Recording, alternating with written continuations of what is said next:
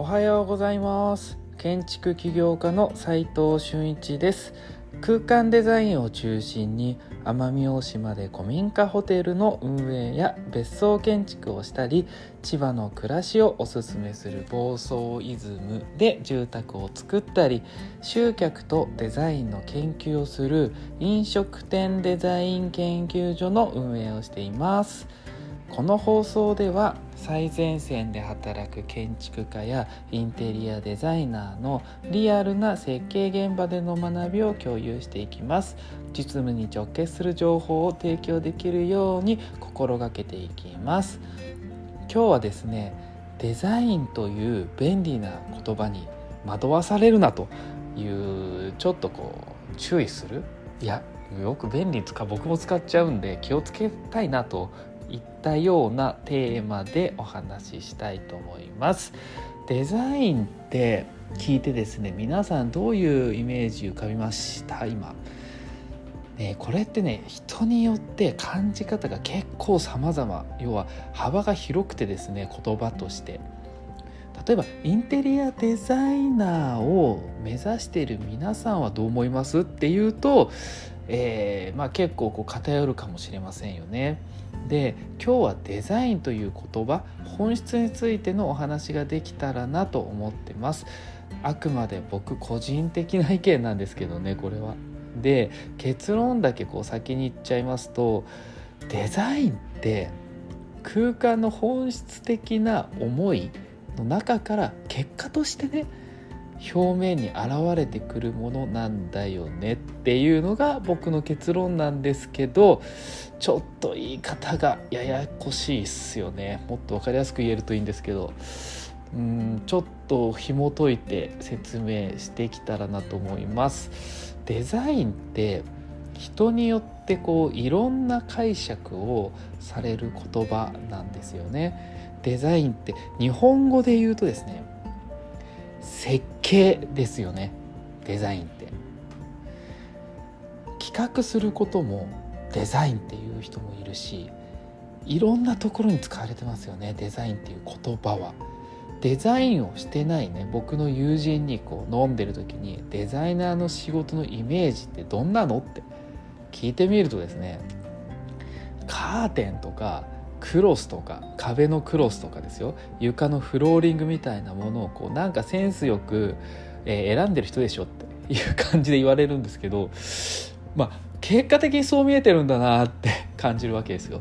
で、確かにクロスだってフローリングだって選んでますよ、お仕事で。でもそれがデザインしているのかっていうと、なんか違うよねって思うんですよ。全然違うよって言いたいんですけど。で、もともと建築やインテリアデザインの依頼を受けた時は、クライアントって何かしら求めてやってきてますよね。ホテルであればたくさんの人に宿泊してもらって癒されて帰ってもらいたいなとか、住宅だったらうちの家族が笑顔になれる、帰ってきたいなっていう住まいを作ってもらいたいねとか、本質的にですね、その空間に求めているものがあるはずなんですよ。公共施設だったら町の住民がコミュニティの場として使ってもらいたいよねとか、そういうやつです。その思いに最大限応える空間を作るために考え抜くことをデザインって呼ぶんだと思うんです。だから飲食店デザイン研究所でね、集客とデザインの関係を研究しているってよく言ってるじゃないですか。だって最初僕もう7年前8年前か分かんないですけど、そんぐらい前ですよね。飲食店オーナーさんほとんどがお店にお客さん来てほしいっていうばっかり、そんな人ばっかだったんで立ち上げたわけで、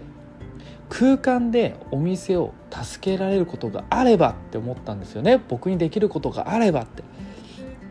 だから集客ができれば良い空間で、できなければ悪い空間ですみたいな分かりやすい判断基準を設けて立ち上げたわけです。もちろんね、空間だけで集客が決まるなんて思ってないですよ、僕も。あくまで食事に来てるわけですからね。だけど空間でそのお店を助けられるんだったら何なのかって思ったことですよね、重要なのが。で、最近始めた奄美大島で株式会社景色っていう会社ですね、古民家ホテルを作ってるんですけど、で運営してるんですけど、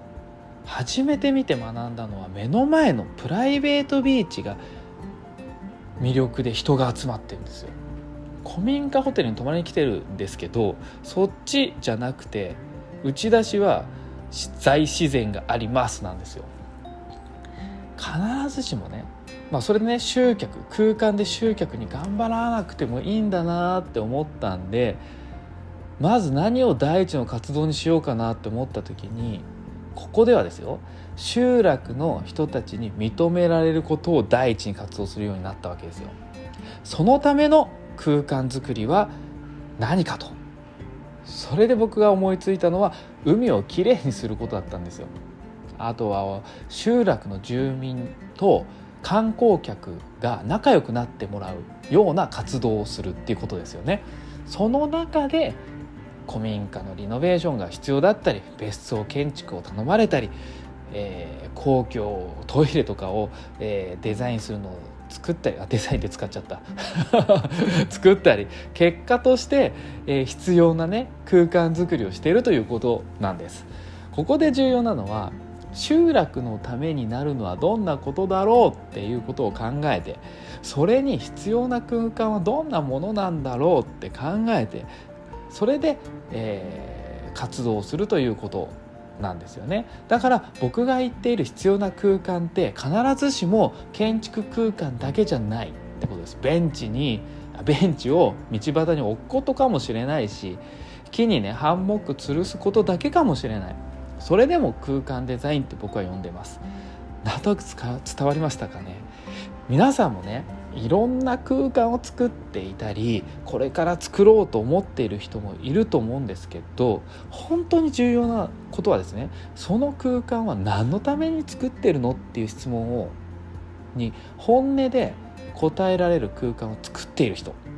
それが空間デザイナーなんじゃないかなと思ってます。クライアントのために作るのはもちろん当然なんですよ。お金もらっちゃってるしね、でも一つ一つのプロジェクトだけを見るんじゃなくって、あなたの活動全体を俯瞰で見た時にちゃんと答えられるような空間づくりの活動をしてほしいということです。今日はですね、デザインという便利な言葉に惑わされるなというテーマでお話ししましたが、僕が思う空間デザイン、デザインっていうのはカーテンとかね、壁のクロスとかフローリングみたいな表層的な色形じゃなくって、もっと根底にある空間の本質的な思いの中にあって、それが結果として表面的に現れてくるもの、それがデザインと呼ばれているのかなと。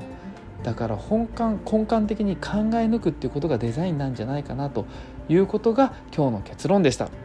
最後にちょっとだけお知らせさせてください。奄美大島で海岸清掃を毎月第1日曜日開催しています。次回は1月8日の8時からです。サンゴ島と天然プールのある邸宅に宿泊してもらって、集落の人たちと清掃しましょうねというイベントです。 URL を貼っておきますので参加お待ちしています。実務で学べるインテリアデザインの学校隠れ家では、非公開の LINE グループでそれぞれのプロジェクト LINE グループに入っていただき、リアルなプロジェクトでの設計者や施工者のやり取りを見てもらってます。ただそれは秘密保持の観点で公開できませんので、まずは無料公開されている LINE のオープンチャットの方の URL を貼っておきますので、興味がある方は覗いてみてください。それでは今日しかない大切な時間を全力で楽しみましょう。建築起業家の斉藤俊一でした。ではまた。